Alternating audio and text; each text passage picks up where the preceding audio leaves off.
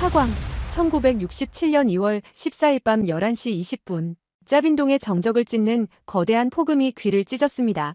철조망이 산산조각 나면서 튀어오르는 철편들. 그 순간 저는 알았어요. 드디어 시작됐구나. 안녕하십니까? 저는 당시 해병대 제2여단 3대대 11중대 중대장이었던 정경진 대위입니다. 지금부터 들려드릴 이야기는 믿기 어려우실 겁니다. 우리 294명의 해병이 2,400명이 넘는 북베트남군 연대급 부대와 맞서 싸운 그야말로 불가능해 보이는 하룻밤의 기록이거든요. 하지만 그 밤 정말로 기적이 일어났습니다. 구독, 좋아요, 응원 댓글 남겨주세요. 폭음이 울린 순간 제 심장이 터질 듯 뛰었어요. 드디어 왔구나. 며칠 전부터 느껴왔던 그 불길한 예감이 현실이 된 거였습니다. 사실 그날 저녁부터 이상했어요. 평소와 다른 기운이 마을 전체를 감돌고 있었거든요. 짜빈동 마을 사람들이 우리 기지 주변을 자꾸 서성거렸어요. 뭔가 수상하다는 직감에 경계를 강화했는데 정말 소름이 돋는 건 그들이 모두 적의 첩자였다는 걸 나중에 알게 된 거예요. 우리가 믿고 있던 마을 사람들이 사실은 우리를 감시하고 있었던 겁니다. 그날 밤 초승달이 떠 있었지만 오후 10시부터 짙은 안개와 가랑비가 내리기 시작했어요. 시야가 점점 나빠지면서 긴장감이 극도로 높아졌죠. 마치 무언가가 그 안개 속에서 우리를 노리고 있다는 느낌이었어요.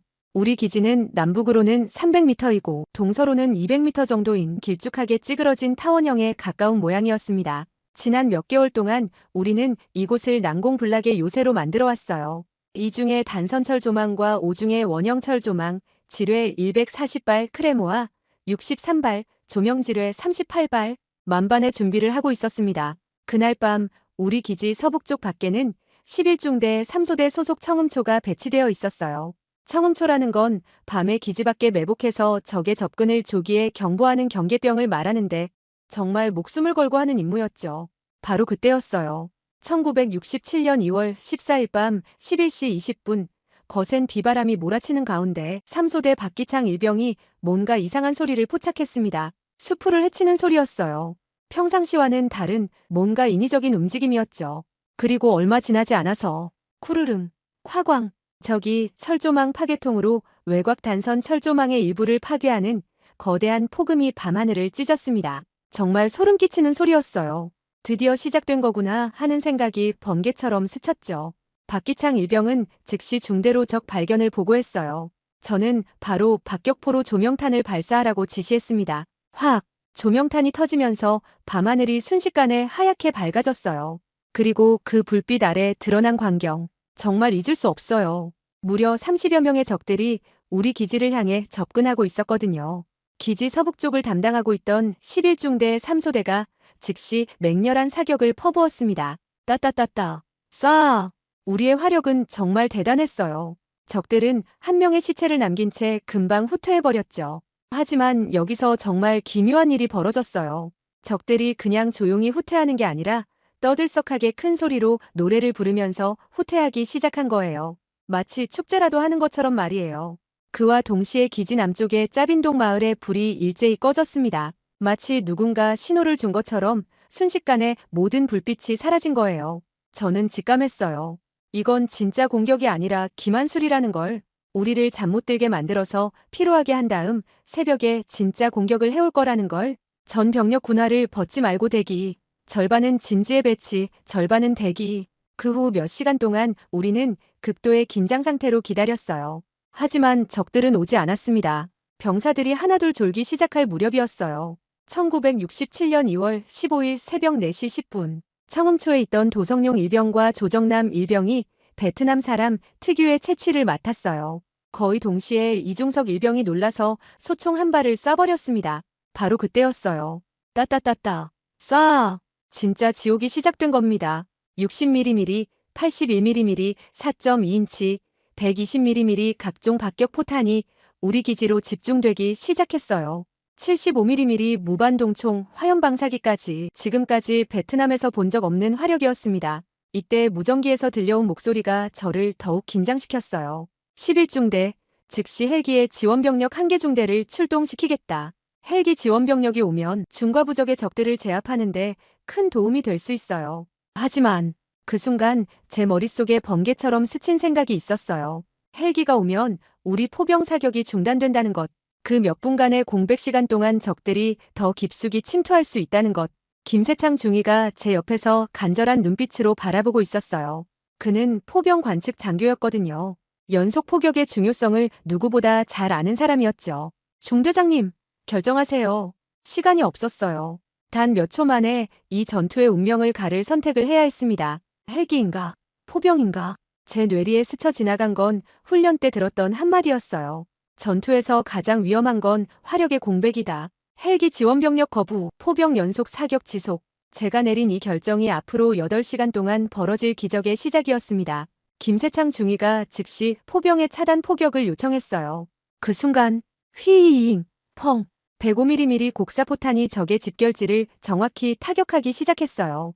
동시에 조명탄이 연속으로 발사되면서 확, 밤하늘이 순식간에 백주대나처럼 밝아졌습니다. 그리고 그 조명 아래 드러난 광경에 저는 경악했어요. 우리 기지를 완전히 포위한 채 기어오고 있는 수백 명의 검은 그림자들, 마치 거대한 개미떼가 몰려오는 것 같았어요. 이때 깨달았습니다. 이건 단순한 기습이 아니라는 걸. 우리를 완전히 쓸어버리려는 대규모 선멸 작전이었어요. 하지만 우리에게도 비밀 무기가 있었습니다. 바로 그 첫 번째 선택, 연속 포격 말이에요. 적들이 예상하지 못한 끝없는 화력의 벽이었죠. 포병의 정확한 사격으로 적들의 첫 번째 공격은 막아냈지만 이건 정말 시작에 불과했어요. 무전기로 들려오는 보고가 소름 끼쳤거든요. 중대장님, 적 병력 규모 추정. 최소 연대급 이상. 연대급. 그건 우리보다 10배나 많은 병력이었어요. 그 순간 저는 확신했습니다. 앞으로 8시간 동안 우리는 단 한순간의 실수도, 단 한순간의 공백도 만들어서는 안 된다는 걸. 그 순간이 바로 우리의 마지막 순간이 될 테니까요. 과연 우리가 이 절망적인 상황에서 살아남을 수 있을까요? 어떻게 11중대가 월맹 정규군 연대급 부대를 상대로 싸워서 이길 수 있었을까요? 첫 번째 폭발 이후 약 10분간 기묘한 정적이 흘렀습니다. 지금 생각해봐도 그 10분이 가장 위험한 시간이었어요. 적들이 우리의 대응을 관찰하면서 다음 공격을 준비하고 있다는 걸 직감적으로 알 수 있었거든요. 이때 무전기에서 들려오는 목소리가 저를 더욱 긴장시켰습니다. 여단 본부에서였어요. 즉각적인 헬기 지원병력 출동이 가능하다는 연락이었습니다. 한 개 중대 지원이 가능하고 15분 내에 현장 도착이 가능하다고 했죠. 솔직히 말하면 엄청난 유혹이었습니다. 한 사람이라도 더 필요한 상황이었지만 저는 다시 한번 포병 지속을 요청했습니다. 왜냐하면 헬기가 오는 순간 우리 포병 사격이 중단되거든요. 그 몇 분간의 공백, 바로 그때가 적들이 기다리는 순간이라고 확신했어요. 저는 적 주력 부대가 어디에 있을까? 생각했죠. 짜빈동 앞에는 마른 하천이 있었는데 거기에 숨어 있을 것 같은 생각이 들었어요. 짜빈동 지형의 밝은 나는 머리에 그려져 있는 좌표대로 김세창 중위에게 연속 포사격을 지시했습니다. 그는 정말 대단한 포병 관측 장교였어요. 마른 하천 라인을 기준점으로 해서 끊임없이 각도와 거리를 수정하면서 적들의 움직임을 차단했습니다. 105mm 곡사포탄이 우리 진지에서 불과 100m 떨어진 지점까지 정확히 떨어뜨리는 걸 보면서 우리 포병들의 실력에 새삼 감탄했죠. 자정이 지나자 상황이 바뀌었습니다. 적들이 두 번째 시도를 시작한 거예요. 이번에는 더 조직적이었어요. 서쪽과 북쪽에서 동시에 접근하면서 우리 화력을 분산시키려 했습니다. 그런데 여기서 우리의 연속 조명탄 사격이 진가를 발휘했어요. 밤하늘이 온통 하얗게 변했습니다. 조명탄이 하나씩 떨어질 때마다 새로운 조명탄이 올라가면서 시야가 끊기지 않았거든요. 적들 입장에서는 백주대낮 같은 상황에서 은밀히 접근하는 게 불가능했을 거예요. 우리는 마치 무대 조명을 받는 배우들을 관찰하듯 적들의 모든 움직임을 파악할 수 있었습니다. 이때 김세창 중위가 보여준 포병 운용 기술은 정말 예술적이었어요. 적들이 오른쪽으로 우회하려 하면 즉시 그쪽으로 사격을 집중하고 왼쪽으로 움직이면 또 그쪽을 차단했습니다. 마치 거대한 투명 장벽을 만들어 놓은 것 같았어요. 적들은 우리 진지에 접근하려 할 때마다 정확한 포탄 세례를 받아야 했죠. 특히 인상적이었던 건 우리 포병들의 정밀도였습니다. 연속 수정 사격이라는 게 단순해 보이지만 실제로는 엄청난 기술이 필요한 거거든요. 바람의 세기, 습도, 온도까지 계산해서 탄착점을 조정해야 하니까요. 그런데 우리 포병들은 마치 자동 기계처럼 정확하게 목표를 타격했어요. 1시간 정도 지나자 적들의 움직임에 변화가 생겼습니다. 직접적인 돌격을 포기하고 우회 기동을 시도하기 시작한 거예요. 하지만 우리는 이미 그것까지 예상하고 있었습니다. 연속 조명과 차단 사격으로 만든 화력망이 사방팔방을 다 덮고 있었거든요. 무전기로 들려온 보고가 우리의 전략이 성공하고 있음을 알려줬어요. 적들의 두 번째 투입 부대가 예정보다 늦어지고 있다는 소식이었습니다. 우리의 지속적인 차단 사격 때문에 적들이 원래 계획했던 시간표를 맞출 수 없게 된 거죠. 이건 정말 중요한 성과였어요. 전투에서 시간을 벌었다는 건 그만큼 우리가 주도권을 쥐고 있다는 뜻이거든요.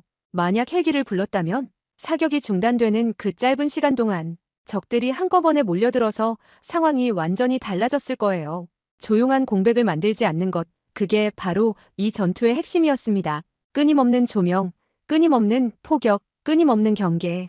이 세 가지가 조화를 이뤄서 적들에게 한순간의 틈도 주지 않은 거죠. 지금 돌이켜보면 정말 위험한 도박이었지만 그때는 그게 최선의 선택이라고 확신했어요.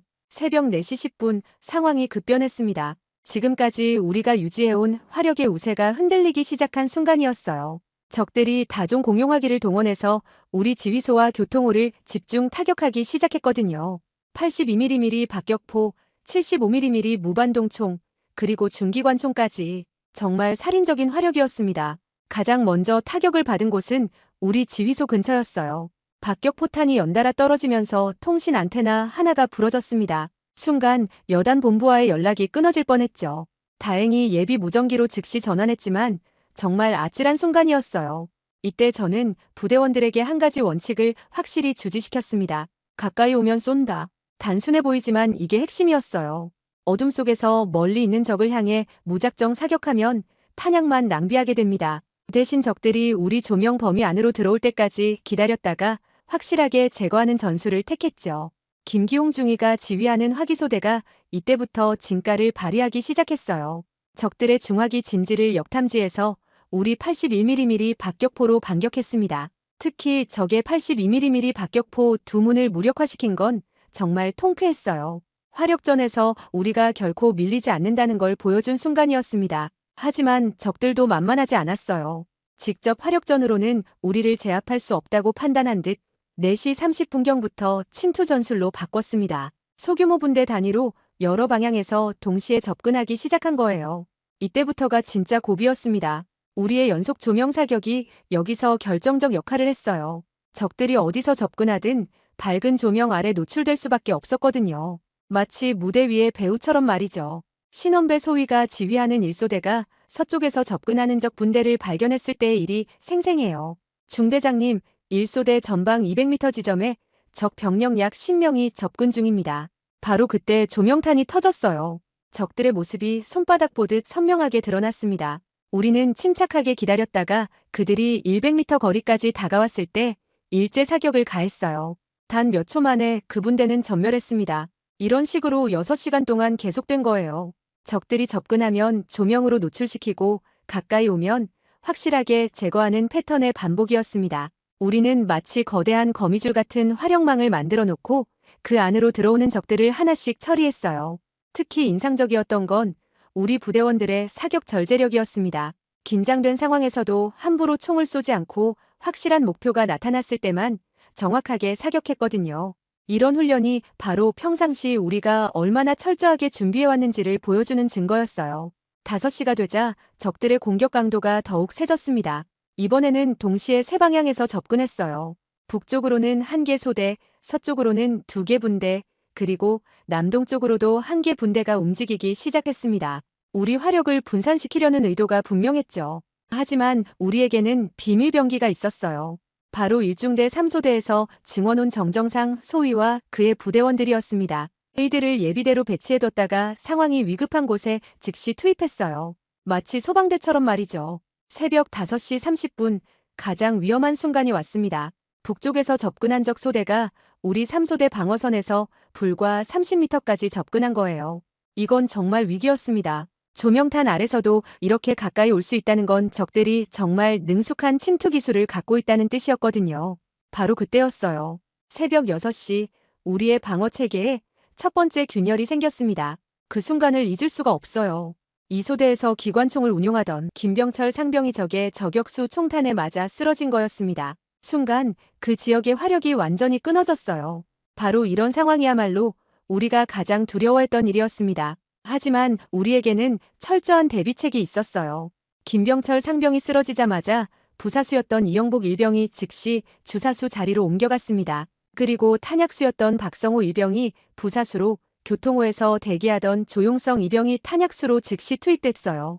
이 모든 과정이 30초도 걸리지 않았습니다. 이게 바로 우리가 그동안 수없이 반복 훈련해온 결과였어요. 기관총 화점이 비는 순간은 곧 방어선의 치명적인 구멍이 뚫리는 걸 의미합니다. 그래서 평상시에도 사수가 쓰러지면 즉시 교대하는 훈련을 계속해왔거든요.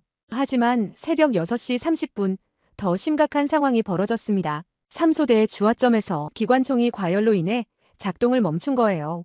연속 사격을 너무 오래 해서 총열이 달아올라 버린 겁니다. 이때 윤재호 중사가 보여준 판단력은 정말 대단했어요. 그는 망가진 기관총을 버리는 대신 총열을 분해해서 적들이 접근하는 방향으로 던져버렸어요.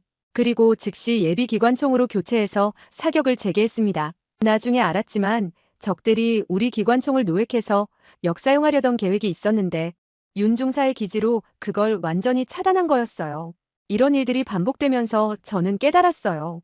아무리 완벽한 방어 진지라도 결국은 사람이 메워야 하는 간격들이 있다는 걸 말이에요. 철조망과 지뢰밭이 적들의 접근을 지연시킬 수는 있지만 그들이 그걸 뚫고 들어오는 순간부터는 순전히 우리의 의지와 실력이 승부를 가르는 거였습니다. 7시가 되자 적들이 새로운 전술을 시도했어요. 우리말로 아군이다, 아군이다를 외치면서 접근하기 시작한 겁니다. 아군인 척 속이려는 고전적인 기만술이었죠. 처음 들었을 때는 순간적으로 당황했어요. 정말 우리 부대원이 다친 채로 돌아오는 건 아닌지 하는 생각이 들었거든요. 하지만 우리에게는 확실한 식별 규칙이 있었습니다. 야간에는 아무리 아군이라도 정해진 암호 없이는 절대 접근을 허용하지 않는다는 원칙이었어요. 더군다나 그들의 발음이 어딘가 어색했습니다. 한국어를 배운 외국인 특유의 억양이 느껴졌거든요. 하지만 더 심각한 문제가 있었어요. 3소대의 외곽 방어망이 뚫리면서 적들이 기지 내부로 침투하기 시작한 겁니다. 그런데 적들은 우리와 비슷한 철모와 위장복을 착용하고 있어서 진지 안에서 병력이 뒤섞이자 피하를 구별할 수 없게 되었어요. 이때 제가 발견한 중요한 차이점이 있었습니다. 적들은 평소 한국군이 기지 밖에서 매복작전을 할 때 수풀로 위장하는 것을 보고 한국군을 흉내내려고 수풀로 위장을 하고 있었어요. 바로 이런 점이 우리의 피하 식별 방법이었어요. 풀이나 나뭇가지를 꽂은 병사 흔적이니 사살하라. 제가 긴급히 내린 지시였습니다. 우리 한국군은 기지 내에서는 수풀 위장을 하지 않았거든요. 그래서 야간에 철모에 풀이나 가지가 꽂혀 있으면 일단적으로 판단하고 대응했어요. 이런 간단하지만 확실한 구분법이 있었기 때문에 혼란 속에서도 적의 위장 침투를 정확히 간파할 수 있었습니다. 이런 위장 전술을 역이용할 기회도 생겼어요. 적들이 아군이다, 아군이다를 외치며 접근할 때마다 우리는 일단 사격을 멈춘 척하면서 그들을 더 가까이 유인했습니다. 그리고 확실한 거리까지 접근했을 때 일제 사격을 가해서 확실하게 제거했어요. 가장 긴장된 순간은 7시 30분경이었습니다. 적 한 개 분대가 우리 1소대와 2소대 사이의 경계 지점을 노려서 침투를 시도한 거예요. 바로 이런 곳이 방어선에서 가장 취약한 지점입니다. 두 소대의 사격 범위가 겹치지 않는 사각지대 같은 곳이거든요. 하지만 우리는 이미 그런 가능성까지 고려해서 준비해뒀어요. 화기소대의 81mm 박격포가 바로 그 지점을 담당하고 있었습니다. 김상열 중사가 지휘하는 박격포반이 정확한 사격으로 침투를 시도하던 적들을 완전히 차단했어요. 이때 깨달은 게 있어요. 아무리 좋은 장비와 견고한 진지가 있어도 결국 전투에서 승부를 가르는 건 사람이라는 점이었습니다. 기관총이 고장나면 즉시 교체하는 사람, 적의 기만수를 간파하는 사람, 사각지대를 메우는 사람, 이런 사람들의 헌신과 희생이 모여서 방어선을 완성하는 거였어요. 새벽 7시 40분, 저는 2명의 해병이 역사에 이름을 새기는 순간을 목격했습니다. 그 순간까지도 우리는 방어선을 잘 유지하고 있었어요. 하지만 적들이 마지막 총공세를 준비하고 있다는 징후들이 곳곳에서 나타나기 시작했습니다. 특히 3소대 전방과 1소대 측면에서 적들의 집결 소음이 평소보다 훨씬 컸거든요. 바로 그때였어요. 3소대 1분대 조장이었던 조정남 일병이 청음 초소에서 긴급 보고를 해왔습니다. 중대장님, 전방 200m 지점에 대규모적 병력이 집결하고 있습니다. 최소한계 중대 이상으로 판단됩니다. 저는 즉시 김세창 중위에게 차단 포격을 지시했어요. 하지만 이미 적들이 너무 가까이 접근해 있어서 포병 사격만으로는 완전한 저지가 어려운 상황이었습니다. 더군다나 조정남 일병이 복귀하는 과정에서 적의 수류탄 파편에 맞아 피를 흘리고 있었어요. 조정남, 후방으로 후송하라. 하지만 그는 고개를 저었습니다. 중대장님, 저는 괜찮습니다. 아직 싸울 수 있어요. 정말 놀라운 의지력이었어요. 온몸에서 피가 흘러나오는데도 불구하고 그는 자신의 위치를 고수하려 했습니다. 그리고 얼마 지나지 않아 그 이유를 알게 되었죠. 8시 정각, 적들의 마지막 돌격이 시작되었습니다. 이번에는 정말 달랐어요. 지금까지와는 비교할 수 없을 정도로 많은 숫자의 적들이 한꺼번에 몰려들기 시작했습니다. 마치 개미떼처럼 말이에요. 그때 교통호를 따라서 접근하는 5명의 베트콩을 본 조정남 일병은 그 순간 놀라운 선택을 했습니다. 조정남 일병은 마치 호랑이처럼 적들 사이로 뛰어들어가서 평소에 연마한 일격필살의 태권도 실력과 총검술로 1명, 2명씩 제거하기 시작했어요. 하지만 혼자서는 한계가 있었습니다. 적들이 그를 포위하려 하는 순간 조정남 일병은 마지막 결단을 내렸어요. 수류탄 뚜껑을 딴 채로 적들에게 달려든 겁니다. 그리고 적 서너 명과 함께 폭발했어요. 거의 동시에 다른 곳에서도 놀라운 일이 벌어지고 있었습니다. 1소대 1분대 조장 이학현 상병이었어요. 그도 적의 총탄에 왼쪽 어깨와 오른쪽 발목을 관통당한 상태였습니다. 보통 사람이라면 전투 불능 상태였죠. 하지만 이학현 상병은 달랐어요. 그는 부상당한 몸을 이끌고 계속해서 수류탄을 던지면서 접근하는 적들을 저지했습니다. 그때 정말 기가 막힌 일이 벌어졌어요. 적병 5명이 어둠 속에서 헤매다가 우리 기지의 대변 수집통에 빠져버린 거예요. 이학현 상병은 그 순간을 놓치지 않았습니다. 수류탄을 그 통 안에 던져서 적 5명을 한꺼번에 폭사시켰어요. 적군 1명이라도 더 제압해야 한다. 하지만 곧 다른 적들이 이학현 상병의 개인호로 뛰어들었어요. 그는 마지막 순간 수류탄을 품에 안고 그들과 함께 장렬히 산화했습니다. 2사람의 희생은 정말 결정적이었어요. 조정남 일병의 역돌격으로 적들의 공격축이 흐트러졌고 이학현 일병의 마지막 저항으로 우리 1소대 방어선에 뚫릴 뻔했던 구멍이 막혔습니다. 단 30m의 거리에서 벌어진 일이지만 그 영향은 전체 전투의 흐름을 바꿔놓았어요. 더욱 놀라운 건 이런 희생이 다른 부대원들에게 미친 영향이었습니다. 조정남과 이학현의 모습을 본 다른 해병들이 더욱 용감하게 싸우기 시작했어요. 마치 전염되는 것처럼 모든 사람들의 사기가 높아졌습니다. 특히 도성용 일병은 이학현으로부터 받은 소총으로 정말 놀라운 사격 솜씨를 보여줬어요. 연달아 적 6명을 저격하면서 전우의 유지를 받들었습니다. 하지만 그도 결국 과도한 출혈로 쓰러지고 말았죠. 그 순간 저는 깨달았습니다. 전투에서 가장 강한 무기는 첨단 장비가 아니라 바로 사람의 의지라는 걸 말이에요. 조정남과 이학현, 도성용 그리고 수많은 해병들이 보여준 희생정신이야말로 우리가 이 불가능해 보이는 전투에서 버틸 수 있는 진짜 이유였습니다. 조정남과 이학현, 도성용의 희생을 본 순간 저는 중요한 결단을 내렸습니다. 새벽 8시 15분, 더 이상 수동적인 방어만으로는 안 된다는 걸 직감했어요. 적들이 우리 방어선 곳곳에 침투하기 시작했고 이대로 가면 소모전으로 바뀔 수밖에 없었거든요. 그렇게 되면 10대 1의 병력비에서 우리가 버텨낼 수 없었어요. 바로 그때 제가 내린 3번째 결정이 이 전투의 승부를 갈랐습니다. 즉시 역습으로 전환하는 것이었어요. 신원배 소위, 김성부 소위, 1소대장과 2소대장을 급히 불렀습니다. 저는 그들에게 특별한 임무를 부여했어요.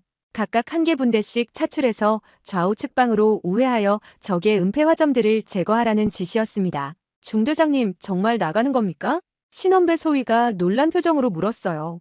당연한 반응이었죠. 지금까지 8시간 동안 방어만 해오다가 갑자기 공격으로 전환한다는 건 정말 위험한 도박이었거든요. 하지만 저는 확신이 있었어요. 지금 이 순간이야말로 적들이 가장 예상하지 못할 타이밍이었거든요. 그들은 우리가 계속 방어만 할 거라고 생각하고 있었을 테니까요. 그렇다. 지금이 기회다. 적들이 우리 진지에 집중하고 있을 때 측면을 치면 큰 타격을 줄 수 있어. 특공대 편성이 신속하게 이루어졌어요. 신원배 소위가 이끄는 좌측 특공대는 박성수 중사의 1분대 10명으로 구성됐고 김성부 소위의 우측 특공대는 최영호 중사의 2분대 10명이었습니다. 각각 다른 방향으로 우회해서 적의 측면과 후방을 공격하는 게 목적이었어요. 가장 중요한 건 타이밍이었습니다. 두 특공대가 동시에 적의 은폐화점을 공격해야 최대 효과를 얻을 수 있었거든요. 저는 정확히 8시 30분에 일제히 공격을 개시하기로 했어요. 우측 특공대가 먼저 움직이기 시작했습니다. 김성부 소위는 정말 대담한 루트를 선택했어요. 우리 2소대 참호에서 우측으로 약 200m 우회에서 적들의 측면을 노리는 경로였습니다. 가장 위험하지만 효과가 큰 방법이었죠. 동시에 좌측에서는 신원배 소위가 더욱 과감한 기동을 시작했어요. 그는 3소대 후방으로 완전히 돌아서 적들의 후방으로 침투하려 했습니다. 만약 성공한다면 적들을 완전히 포위하는 효과를 얻을 수 있었어요. 8시 25분 두 특공대가 각각 목표 지점에 도달했다는 보고가 들어왔습니다. 이제 저는 화기소대에 특별한 임무를 부여했어요. 김기홍 중위, 지금부터 모아쏘기로 적들의 주의를 집중시켜라. 모아쏘기라는 건 모든 화기를 한 지점에 집중해서 사격하는 전술이에요. 우리 81mm 박격포, 60mm 박격포, 그리고 106mm 무반동 총까지 모든 화력을 적들의 정면에 집중했습니다. 목적은 단순했어요. 적들이 우리 정면 공격에만 신경 쓰게 만들어서 측면 공격을 눈치채지 못하게 하는 거였죠. 정확히 8시 30분 작전이 시작되었습니다. 먼저 우측에서 폭발음이 들렸어요. 김성부 소위의 특공대가 적의 무반동 총 진지를 발견해서 수류탄으로 공격한 거였습니다. 거의 동시에 좌측에서도 기관 총소리가 들려왔어요. 신원배 소위가 적의 지휘소로 추정되는 곳을 급습한 거였죠. 적들은 완전히 당황했어요. 갑자기 사방에서 공격을 받으니까 어디에 대응해야 할지 모르겠는 거였습니다. 이때가 바로 우리가 노렸던 순간이었어요. 저는 즉시 화기소대에 짧은 돌진을 지시했습니다. 잠깐 참호에서 나와서 전진하면서 적들을 압박하는 전술이었어요. 물론 위험했지만 측면에서 특공대가 활동하고 있는 지금이야말로 최고의 기회였거든요. 김기홍 중위가 선두에 서서 화기소대원들을 이끌고 나갔어요. 그들은 약 50m 전진하면서 집중 사격을 가했습니다. 이 짧은 돌진이 놀라운 효과를 보였어요. 적들이 우리를 계속 수세로만 봤는데 갑자기 공격해오니까 완전히 혼란에 빠진 거였어요. 수세에 몰려 방어전만 펼치던 한국군이 갑자기 괴성을 지르면서 일제히 육탄 돌격을 감행하자 진지 내부로 침투한 월맹 정규군들은 당황해서 돌파구 쪽으로 도망가기 시작했어요. 7시 20분 무렵 1소대와 2소대 혼성 병력이 3소대의 돌파구를 완전히 차단했습니다. 기지 내부에 침투한 적들은 완전히 포위되어 버린 거예요. 이제 우리가 로켓 발사기와 수류탄을 동원해서 잔존한 적들을 완전히 폭사시켜버릴 차례였어요.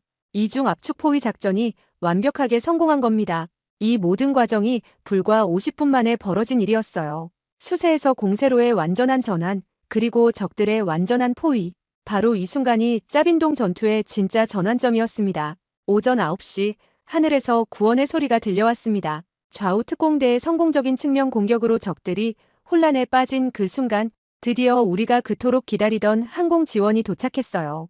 AC-47 스푸키 2대가 짜빈동 상공에 나타난 거였습니다. 그 소리를 들었을 때의 감격은 지금도 잊을 수 없어요. 8시간 넘게 고립된 채로 싸워온 우리에게는 천사의 날개 소리 같았거든요. 하지만 동시에 조심해야 할 점도 있었어요. 우리 특공대가 아직 적진 깊숙이 들어가 있었거든요. 저는 즉시 김세창 중위에게 지시했습니다. 항공기에 우리 특공대 위치를 정확히 알려줘. 아군 오사마는 절대 안 된다. 김중위가 능숙하게 항공기와 교신하면서 우리 부대의 정확한 위치를 알려줬어요. 그리고 적들의 주요 집결지와 퇴로를 지도상에 표시해서 전달했습니다. 이런 정밀한 조율이야말로 우리 한국군의 장점이었죠. AC-47의 첫 번째 사격이 시작되었을 때 정말 장관이었어요. 분당 6,000발을 쏟아내는 미니건의 화력이 적들의 외곽 진지를 완전히 쓸어버렸습니다. 특히 우리가 미처 제거하지 못했던 북쪽과 서쪽의 적 화점들이 순식간에 침묵했어요. 하지만 제가 정말 주목한 건 우리 부대의 움직임이었습니다. 항공 지원이 시작되자마자 저는 내부 청소 작전을 시작했거든요. 이미 우리 진지 안에 침투한 적들이 몇 명 있었거든요. 이들을 하나씩 찾아서 제거해야 했어요. 3소대는 북쪽 교통호를 따라 전진, 1소대는 서쪽 섹터 담당, 2소대는 동쪽을 맡아라.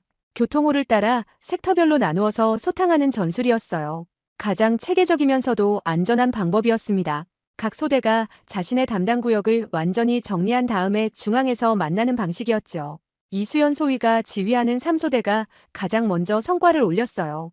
북쪽 교통호에 숨어있던 적 병사 3명을 발견해서 포로로 잡은 겁니다. 이들을 신문에 보니 정말 놀라운 사실이 드러났어요. 중대장님, 이들이 말하기로는 원래 새벽 5시에 총공세를 할 예정이었는데 우리 포병 사격 때문에 계속 지연되었다고 합니다.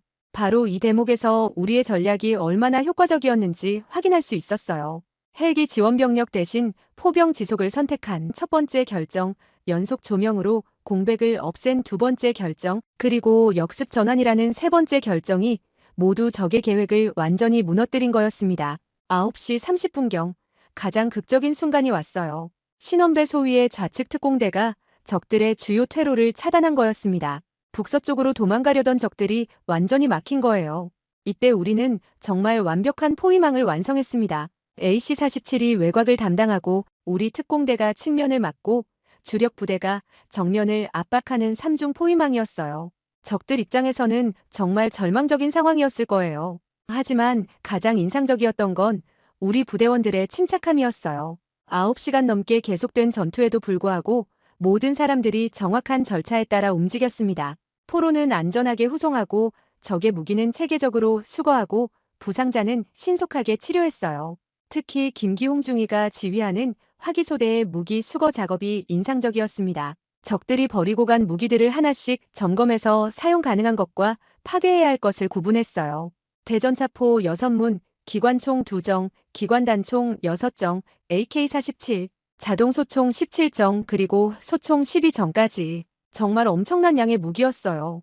최종 전과 집계가 나왔을 때 정말 놀라웠습니다. 적 시체 확인 246명, 추정 사살 60명, 포로 2명.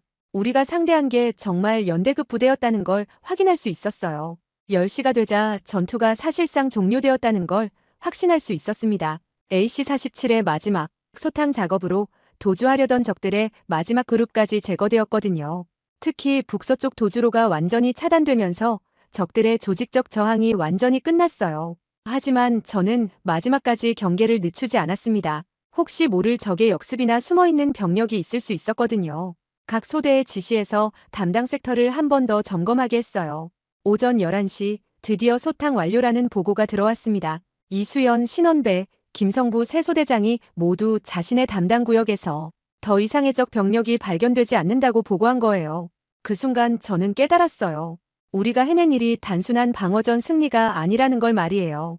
이건 현대 전술사에 남을 완벽한 작품이었습니다. 방어에서 시작해서 역습으로 전환하고 최종적으로는 완전한 섬멸전까지 성공한 거였거든요.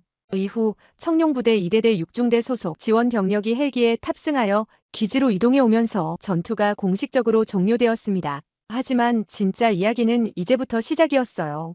전투가 끝나자마자 미 제3해병 상륙군 사령관 웰트 중장이 직접 짜빈동을 찾아왔거든요. 웰트 중장이 헬기에서 내리자마자 우리 기지에 산더미처럼 쌓인 적군 시체들을 보더니 우리 방어진지를 한 바퀴 돌아보면서 만면에 미소를 띠며 원더풀, 원더풀 을 연발하기 시작했어요. 정말 놀라운 광경이었습니다. 믿을 수 없군요.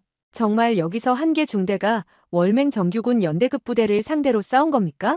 그분이 고개를 저으며 이런 말을 했습니다. 나는 태평양 전쟁부터 한국 전쟁까지 수많은 전투를 봐왔지만 이런 완벽한 방어전은 처음입니다. 특히 마지막에 역습으로 전환한 부분은 정말 교과서적이에요. 중대 단위 방어전으로서는 베트남전에서 처음 보는 대단한 전과입니다. 최종 전과 집계는 정말 놀라웠어요. 적 시체 확인 246명, 추정 사살 60명, 포로 2명이었습니다. 아군 전사자는 15명, 부상 33명으로 전사자의 대부분은 3소대 소속 병사들이었어요. 노획품은 대전차포 6문, 기관총 2정, 기관단총 6정, AK-47 자동소총 17정, 소총 12정이었습니다. 그런데 웰트 중장이 가장 놀라워한 건 따로 있었어요.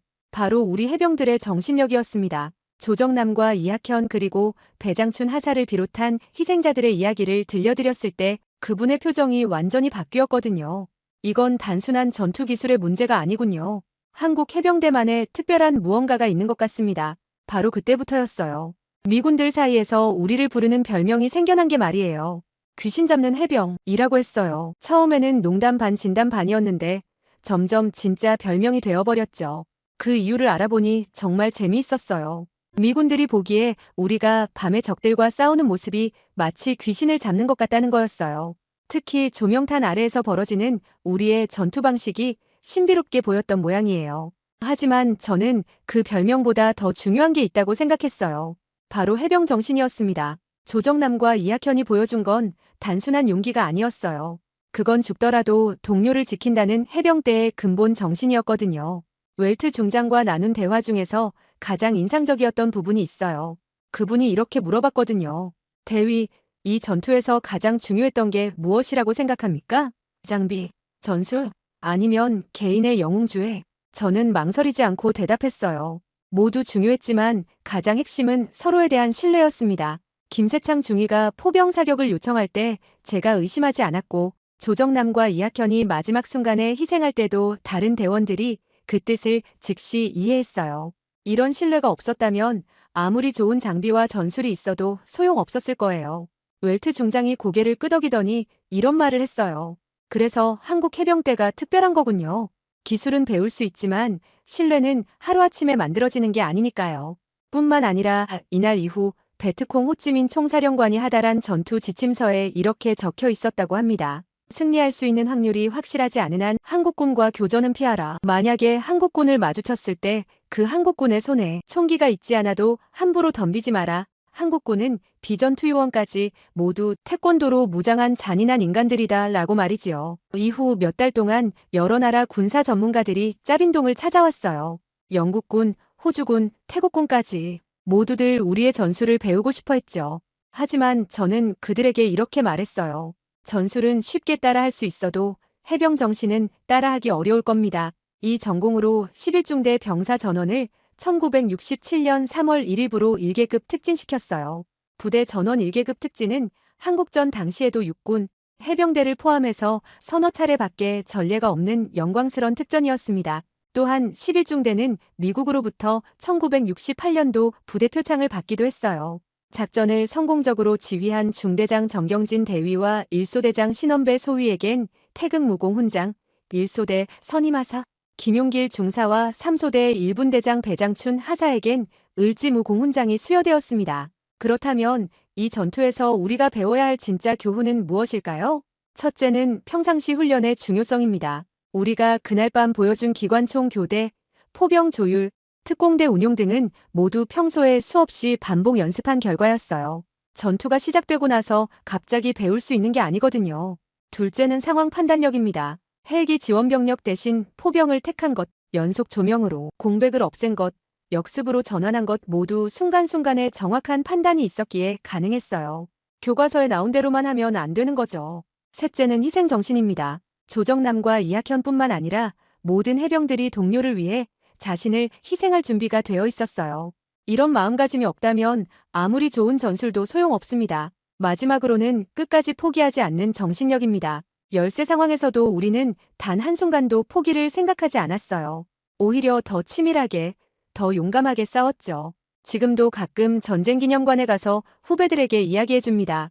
귀신 잡는 해병이라는 별명이 단순히 강하다는 뜻이 아니라 동료를 위해 귀신이라도 잡을 수 있는 마음을 가진 사람들이라는 의미라고 말이에요. 그리고 조정남과 이학현 도성용 그리고 배장춘 하사를 비롯한 모든 희생자들을 기억할 때마다 다짐합니다. 그들의 희생이 헛되지 않도록 더 강하고 더 단결된 해병대를 만들어가겠다고 말이에요. 그게 바로 산자들이 해야 할 진짜 추모가 아닐까요? 구독, 좋아요 하시고 대한민국 해병대에 응원 댓글을 남겨주세요.